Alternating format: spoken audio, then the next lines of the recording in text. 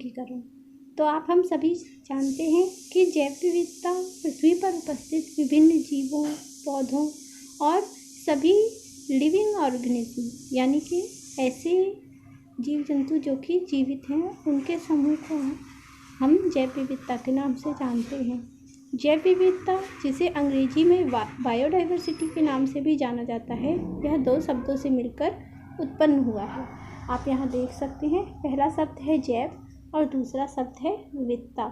जहाँ पर जैव शब्द का अर्थ पेड़ पौधे, मनुष्य, कीड़े मकोड़े आदि और विविधता का अर्थ अंतर होता है। ठीक है, तो इस तरीके से हम लोग ये समझ सकते हैं कि जितने भी जीवित हैं उनको हम कहेंगे जैव, और क्योंकि सभी जीवित पदार्थ एक समान नहीं दिखते हैं, उनमें पाई जाती है विविधता। तो जैव और जैवों के मध्य में पाई जाने वाली विविधता ही क्या कहलाती है? जैव विविधता कहलाती है। चलिए आगे देखते हैं।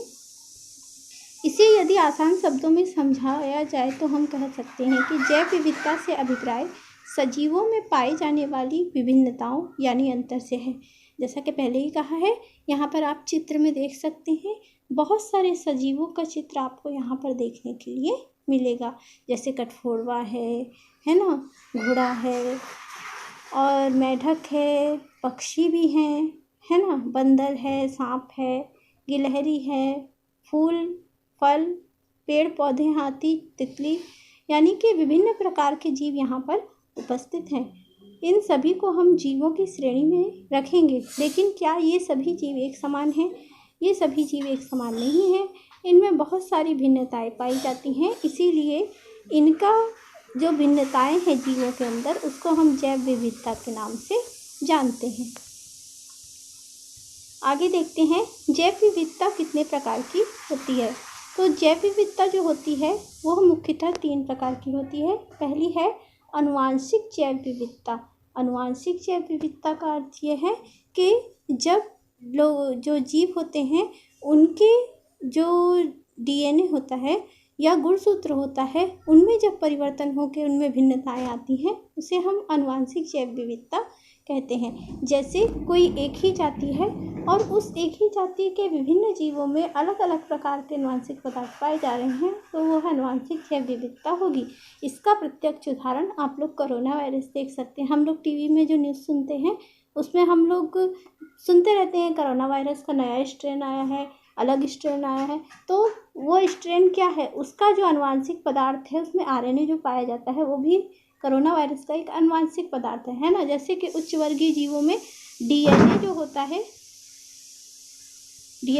है वो आनुवांशिक पदार्थ होता है, वैसे ही कोरोना वायरस के अंदर में आरएनए आनुवांशिक पदार्थ होता है। डीएनए का फुल फॉर्म आप लोगों को पता होगा, क्योंकि इसको हम 8वीं कक्षा में पढ़ चुके हैं। जिन बच्चों को इसका फुल फॉर्म पता है उसको हमारे कमेंट बॉक्स में लिख के अवश्य बताइएगा, जिससे हमको पता चले कि आप इसका फुल फॉर्म जानते हैं या नहीं।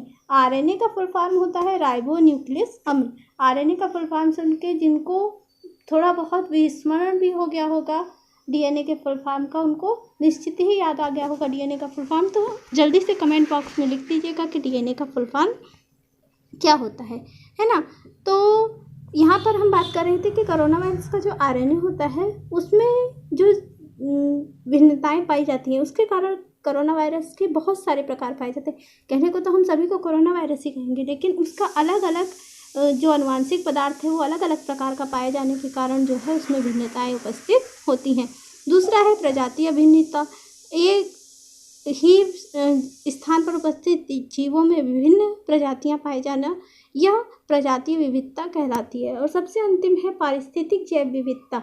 जो पारिस्थितिक जैव विविधता होती है वो कोई भी जीव जिस स्थान पर रहता है ना। मान लीजिए कि भालू है, तो भालू किसी मरुस्थलीय ऐसे क्षेत्र में पाया जाता है, उष्णकटिबंधीय क्षेत्र में, और अंटार्कटिक जैसे क्षेत्र में जो पाया जाता है भालू, उनमें क्या भिन्नता आपको दिखती है? हम लोग 7वीं कक्षा में पढ़ चुके हैं कि अंटार्कटिक क्षेत्र में पाए जाने वाले भालू का जो रंग होता है वो सफ़ेद होता है, जबकि हम जो ये आपका उष्णकटिबंधीय क्षेत्र है या सामान्य भूभाग है वहाँ पर पाए जाने वाले भालू का रंग काला होता है। तो ये भिन्नता क्यों पाई जाती है?